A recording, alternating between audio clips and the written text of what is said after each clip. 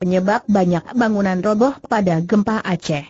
Hingga Sabtu, 17 Desember 2016, gempa susulan masih terus menggoyang Aceh.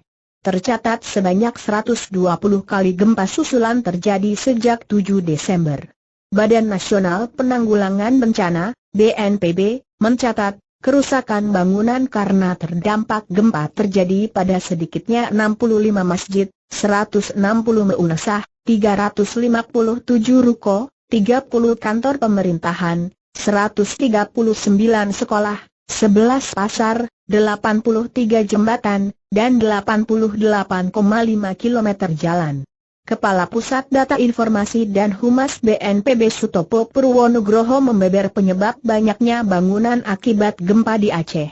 Kerusakan bangunan baik pasar, rumah, masjid maupun lainnya terjadi karena banyak faktor, kata Sutopo melalui keterangan tertulis, Sabtu.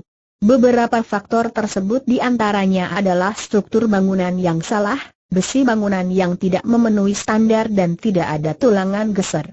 Sutopo juga mengutip pernyataan Sutarji dari Kementerian Pekerjaan Umum dan Perumahan Rakyat. Menurut Sutarji, faktor kualitas mutu bangunan juga menjadi faktor banyak bangunan yang roboh pada kejadian gempa tersebut.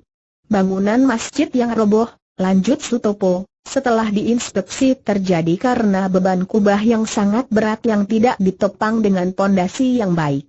Getaran gempa mengakibatkan fondasi yang ada tidak mampu menahan kubah dan berakibat robohnya bangunan masjid.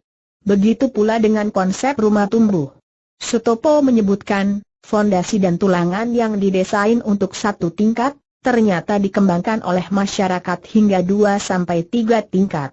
Beban tersebut tidak mampu ditopang oleh konstruksi yang dibangun.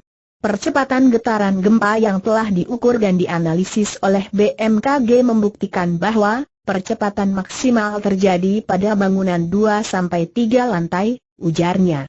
Sutopo mengatakan, izin pendirian bangunan yang tahan gempa perlu mendapat perhatian khusus agar dampak dan korban jika terjadi gempa dapat diminimalisasi. Dari segi geologi lokasi gempa, sebagian besar adalah sedimen pasir.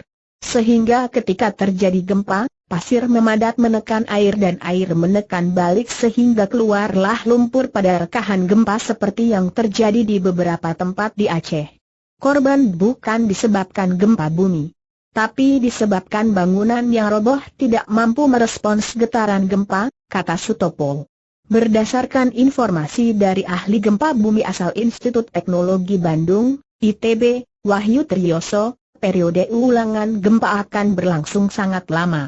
Meski begitu, gempa-gempa kecil masih mungkin tetap terjadi.